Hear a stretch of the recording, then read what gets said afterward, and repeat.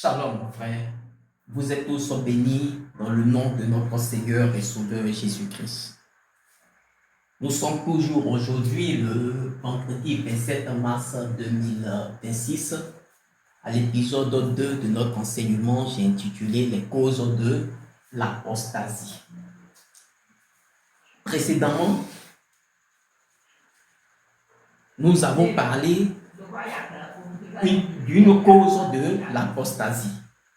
Nous avons vu, pourquoi il y a d'autres évangiles et par la Bible aussi, d'autres évangiles en griffe, bien sûr, et par la Bible aussi, nous avons su qu'en réalité, il y a un seul évangile et que c'est le diable, lui, qui vient introduire d'autres enseignements, d'autres doctrines, d'autres évangiles, créer d'autres églises entre griffes.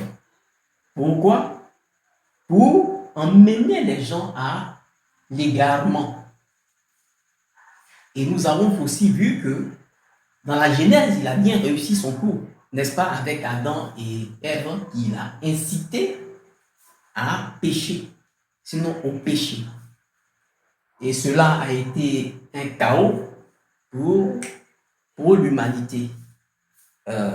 Nous le lisons dans le livre de la Genèse.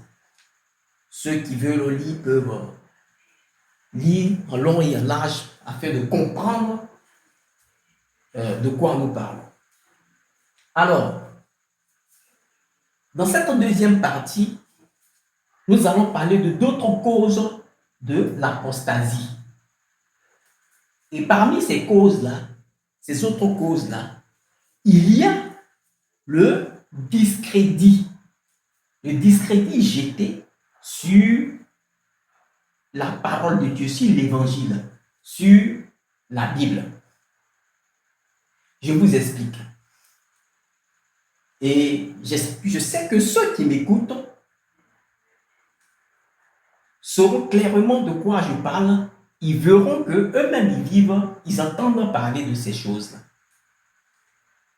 Vous voyez, dans nos sociétés, il n'est pas rare d'entendre certaines personnes dire que la Bible n'est pas complète, qu'il y a des livres qui ont été enlevés de la Bible. Vous voyez que la Bible n'est pas complète. Vous suivez? Il y a des choses qui ont été enlevées de la Bible. Or, en réalité, la Bible, c'est 66 livres. Vous suivez très bien? Mais tenez-vous bien. La Bible tout entière, c'est 66 livres. Vous suivez très bien. Mais les 66 livres-là, de la Genèse à l'Apocalypse, quand vous lisez le livre d'Ésaïe, qui est un livre de la Bible, qui est lui, de 66 chapitres, quand vous lisez le livre d'Ésaïe, suivez très bien, le livre d'Ésaïe retrace toute la Bible. C'est-à-dire le livre d'Ésaïe seulement retrace toute la Bible. Du chapitre 1er, vous suivez, du premier livre de la Bible au dernier livre de la Bible. Je veux parler d'Apocalypse. Le livre d'Ésaïe, lui, se retrace tout. Vous suivez, retrace tout. Donc, le livre d'Ésaïe est la Bible même en miniature. Vous voyez? Et quand on rentre dans la réalité, cette Bible complète tombe également sur 66 livres. Laissez-moi vous dire que la Bible est complète. Elle est parfaitement complète. D'ailleurs, je ne veux pas rentrer dans certaines choses. Mais allons à l'essentiel. Donc, ainsi, vous entendez cela. Des personnes dire que la Bible, il y a des livres qui ont été enlevés dedans. Certaines personnes vous diront non. Il y a des livres même qu'on appelle tel, mais qui ne sont pas dans la Bible. C'est faux. Ce sont des pensées diaboliques.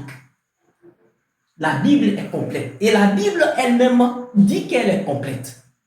C'est le diable qui jette le discrédit. C'est l'une de ses stratégies pour pousser à l'apostasie, c'est-à-dire à l'abandon de la doctrine, pour pouvoir avoir les gens. C'est l'une de ces doctrines, de ces stratégies. Lisons un passage de la Bible, vous comprendrez quelque chose. Nous allons lire, laissez-moi trouver, j'ai des pages ici. Alors, nous allons lire le livre d'Ésaïe. Écoutez très bien, le livre d'Ésaïe. Nous allons lire le livre d'Ésaïe, le chapitre 34 de ce livre-là.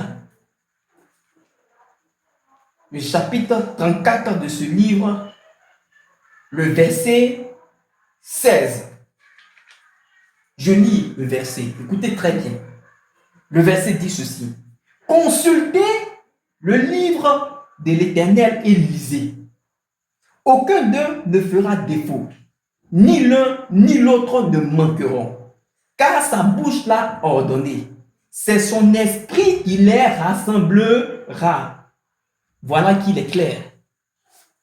Déjà, dans l'Ancien Testament, dans Ésaïe, Dieu sachant que le diable va faire ça dans le but de mettre du discrédit, de jeter du discrédit sur la parole, ce qu'il fait déjà et que vous-même vous entendez dans les rues. Il a déjà mis quelque chose pour contrecarrer,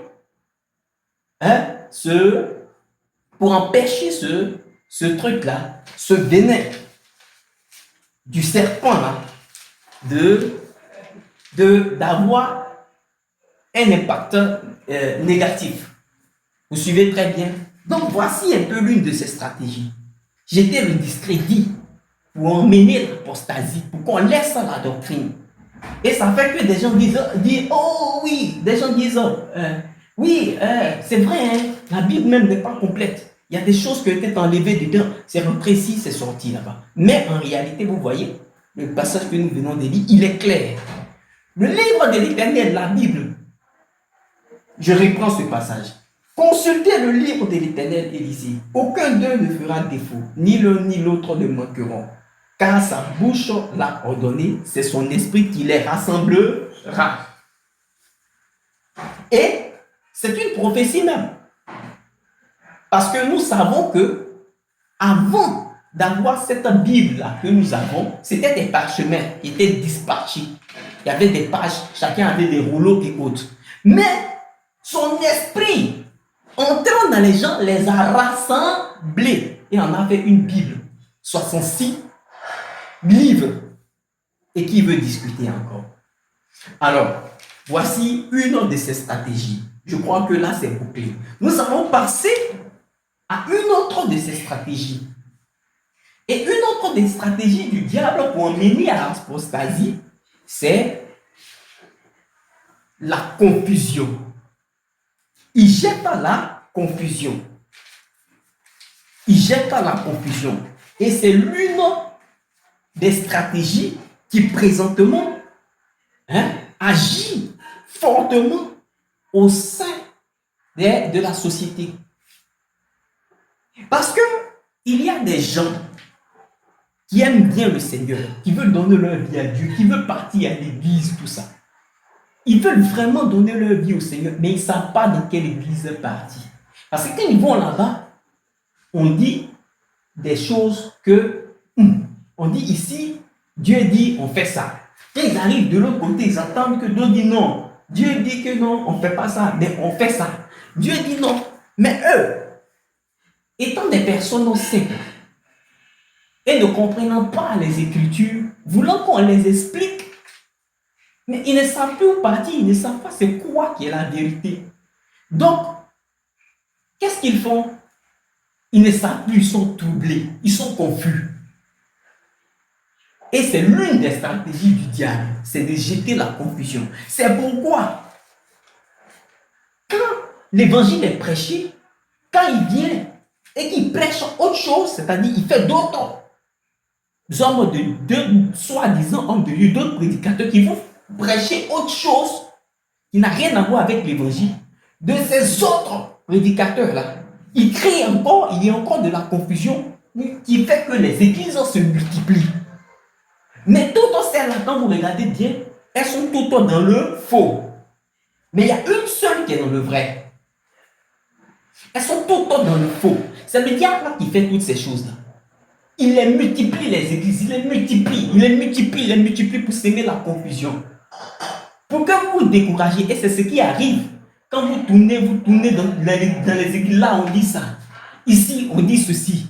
Là-bas on dit cela. Quand c'est comme ça, vous voulez vraiment servir le Seigneur, mais à un moment donné, vous cherchez la vérité quand vous vous asseyez. Et dans ce cas-là même, c'est bon. Il ne veut plus partir à l'église. Moi-même, là, j'ai resté à la maison. C'est mieux. Parce que quand il vient là-bas, on dit ceci. On vient ici, on dit cela. Et puis en plus, ceux-là même, ce sont les voleurs. Quand ils arrivent là-bas, là, ils disent qu'il faut payer tant. Là-bas, on dit qu'il faut payer tant. On dit qu'il faut faire ceci, cela. Et puis quand, pour finir, vous êtes découragé. Et puis vous dites c'est bon. Affaire de Dieu là-même, c'est bon. Il a laissé ça, il est resté à la maison. Et c'est le but du diable. C'est son objectif. C'est ce qu'il veut vous pousser à faire. Lâcher l'affaire. C'est à cause de ça, il sème la confusion en multipliant les assemblées. Pour vous mélanger, il essaie de cacher, vous voyez, la voie de la vérité. Vous troublez. Vous suivez très bien, vous mélangez. C'est son but, c'est ce qu'il veut faire. Et regardez, nous allons vous donner un passage, lisez Matthieu 22, Matthieu chapitre 22, du verset 23 au verset 34. Dans ce passage-là, Matthieu 22, du verset 23 au verset 24, et du verset 23 au verset 34, on parle, il y a un groupe de personnes qui est venu poser une question à Jésus-Christ. On dit que ce sont des Sadducéens. Et il y a un autre groupe aussi qui plus tard vient poser des questions au Seigneur Jésus-Christ. On dit que ce sont des pharisiens. Mais regardez très bien, ces deux groupes-là, ils se réclament de Moïse. Ils disent que ceux-là, eux, ils suivent Moïse. Vous suivez très bien. Et pourtant, ils sont divisés. Il y a un groupe qui croit en la résurrection, mais il y a un autre groupe qui ne croit pas en la résurrection. Mais eux là, ils disent que les deux là, ils sont de Moïse. Pourtant, Moïse, lui, il est de Dieu. Donc, ils disent les deux là, eux, c'est Dieu, ils servent. Mais regardez, ils sont divisés. Pourtant, Moïse a dit une seule parole. Mais eux, regardez, ils sont divisés. Maintenant, regardez, il y a un troisième groupe. C'est qui? C'est le groupe de Jésus maintenant. Et quoi? Et ses disciples, ceux qui le suivaient. Ça, c'est le vrai groupe de Dieu. Vous suivez très bien. Mais il y a deux autres groupes qui se réclament aussi de Dieu. Sadducéens et pharisiens. Il y a un qui croit en la résurrection. Ce que Jésus dit confirme vraiment que la résurrection existe. Mais il y a un autre groupe, eux, ne croient pas en la résurrection. Vous voyez, il y a deux faux. Et puis il y a un qui est vrai. Vous voyez, les deux là, Sadducéens et pharisiens, ces deux groupes-là, c'est diabolique. Parce qu'ils disent appartenir à Moïse. Or, en réalité, ils ne suivent pas Moïse. Parce que s'ils suivaient Moïse, ils reconnaîtraient Jésus-Christ. Mais ils ne suivent pas Moïse. Vous suivez très bien. C'est juste un groupe, des groupes créés, envoyés par Satan pour semer la confusion. Donc, au temps même de Jésus déjà, comme je le disais dans l'autre prédication, dans la première partie, il n'y a rien de nouveau sur la terre. Déjà au temps de Jésus, cette stratégie-là existait déjà. La confusion. Donc, il a déjà créé trois groupes. Et il avait déjà créé trois groupes. Même il y avait un autre groupe qu'on appelait les hellénistes, je crois très bien. Vous voyez donc, Satan multiplie les voies de la fausseté. Tandis qu'il y a une voie de la vérité. Ça, c'est sa stratégie de confusion. Pour que vous soyez découragés et que vous restiez à la maison. Et que vous lâchiez l'affaire. Voici un peu, par la grâce de Dieu, ces deux stratégies-là, les deux autres stratégies comment dirais-je, de l'apostasie.